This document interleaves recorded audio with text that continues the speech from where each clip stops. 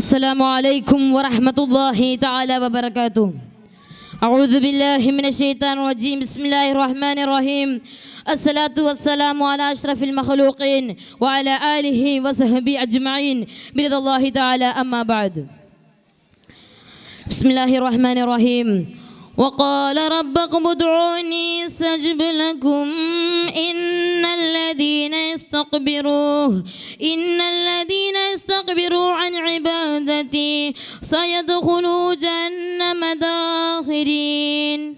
ബഹുമാനാദരം നിറഞ്ഞ ഉസ്താദുമാരെ, വേദിയിൽ ഉപവിഷ്ടരായ ജ്യേഷ്ഠാനുജര സഹോദരന്മാരെ, കലയുടെ സർഗവസന്തം പെയ്തിറങ്ങുന്ന തൂഫാൻ 2K24 അക്കാഡമിക് ഫെസ്റ്റിൻ്റെ ഈ വേദിയിൽ എനിക്കും സംസാരിക്കാൻ അവസരം തന്നതിൽ അല്ലാഹു സുബ്ഹാനഹു വ തആലയെ ഞാൻ ആദ്യമായി സ്തുതിക്കട്ടെ. അൽഹംദുലില്ലാഹ് അലാ കുല്ലി ഹാൽ അൽഫ മറ.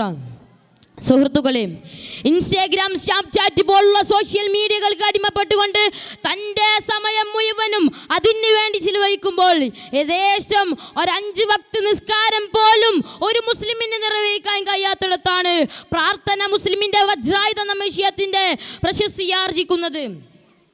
സുഹൃത്തുക്കളെ, അടിമ തൻ്റെ റബ്ബിനോട് പരിഗണനയെ തേടുകയും അവൻ അല്ലാഹുവിനോട് സഹായം ചോദിക്കുകയും ചെയ്യലാണ് പ്രാർത്ഥനയുടെ യാഥാർത്ഥ്യമെന്ന് തഫ്സീറുൽ കബീറിലൂടെ ഇമാം റാസി റളിയല്ലാഹു അൻഹു പറഞ്ഞു വെക്കുന്നുണ്ട്. ഒരു മുസ്ലിമിനെ സംബന്ധിച്ചിടത്തോളം തൻ്റെ ജീവിതത്തിൽ ഒരിക്കലും ഒഴിച്ചുകൂടാനാവാത്തതാണ് പ്രാർത്ഥന എന്നുള്ളത്. അനസ് റളിയല്ലാഹു അൻഹു നിവേദനം ചെയ്യുന്ന ഹദീസിലൂടെ നബി സല്ലല്ലാഹു അലൈഹി വസല്ലം തങ്ങൾ പറയുന്നുണ്ട്, പ്രാർത്ഥന എന്നത് ഒരു ഇബാദത്തിന്റെ മജ്ജയാണ്. മറ്റൊരിടത്ത് എന്നും അവിടുന്ന് പഠിപ്പിച്ചു തരുന്നുണ്ട്. ഏത് സൽപ്രവർത്തനത്തിലേക്ക് പ്രവേശിക്കുമ്പോഴും അല്ലാഹുവേ, ഞാൻ ചെയ്ത സൽപ്രവർത്തനം നീ സ്വീകരിക്കണമേ എന്നുള്ള ഉൾവിളിയോടെയുള്ള പ്രാർത്ഥന ഉണ്ടാകുമ്പോഴേ അത് സ്വീകാര്യമാവുകയുള്ളൂ. തൻ്റെ ജീവിത ഭാരമുള്ള സമയത്തോ ദ്വാമജികളിലോ മാത്രം ഒതുങ്ങിക്കൂടേണ്ടതല്ല പ്രാർത്ഥന എന്നത്. മറിച്ച് ജീവിതത്തിലെ ഓരോ നിമിഷവും അല്ലാഹുമായുള്ള അതീവ ബന്ധം പുലർത്തുന്ന മഹാരുതന്മാരുടെ, പണ്ഡിതന്മാരുടെ ആ ജീവിതചര്യ നാം പിൻപറ്റേണ്ടതുണ്ട്. എൻ്റെ ചെരുപ്പിൻ്റെ വാറ് പൊട്ടിയാൽ പോലും ഞാൻ അല്ലാഹുവിനോട് ചോദിക്കുമെന്ന് പറഞ്ഞ ഇസ്ലാമിൻ്റെ 4ാം ഖലീഫ അലി ഇബ്നു അബീ ത്വാലിബ് റളിയല്ലാഹു അൻഹുവിൻ്റെ വാക്കുകൾ ഇന്ന് ഏറെ ചിന്തിപ്പിക്കുന്നതാണ്. അല്ലാഹു സുബ്ഹാനഹു വ തആല ഖുർആനിലൂടെ പറയുന്നുണ്ട്, വഖാല റബ്ബകും ഉദ്ഊനി അസ്തജിബ് ലക്കും, നിങ്ങൾ എന്നോട് ചോദിക്കൂ, ഞാൻ നിങ്ങൾക്ക് ഉത്തരം തരാമെന്ന്. മറ്റൊരിടത്ത് അബൂ ഹുറൈറ റളിയല്ലാഹു അൻഹു നിവേദനം ചെയ്യുന്ന ഹദീസിലൂടെ നബി സല്ലല്ലാഹു അലൈഹി വസല്ലം തങ്ങൾ പറയുന്നുണ്ട്, അല്ലാഹു സുബ്ഹാനഹു വ തആലയോട് പ്രാർത്ഥിക്കാത്തവരോട് അവൻ കോപിക്കുമെന്ന്.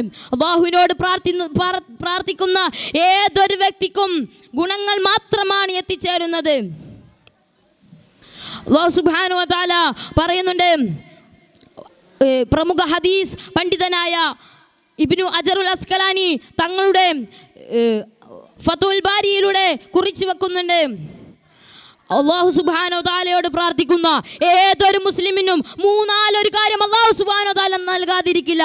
ഒന്നുകിൽ അവൻ ചോദിച്ചത് തന്നെ നൽകും, അതല്ലെങ്കിൽ അത് അവന് പരലോകത്തേക്ക് മാറ്റിവെക്കും, അതുമല്ലെങ്കിൽ അതുപോലുള്ള തിന്മകൾ അവനിൽ നിന്നും തിരിച്ചയക്കും.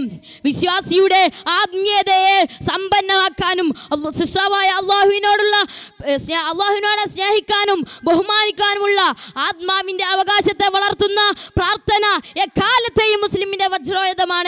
ഞാൻ എൻ്റെ വാക്കുകളെ ഉപസംഹരിക്കുകയാണ്. അല്ലാഹു സുബ്ഹാനഹു വ തആല അവനോട് പ്രാർത്ഥിക്കുന്നവരിൽ നമ്മെ ഉൾപ്പെടുത്തട്ടെ എന്ന ദുആയോടെ ഔസിക്കും ബിദ്ദുആ വആഖിറു ദഅവാനാ അനിൽ ഹംദുലില്ലാഹി റബ്ബിൽ ആലമീൻ. അസ്സലാമു അലൈക്കും വറഹ്മത്തുള്ളാഹി തആല വബറകാതുഹു.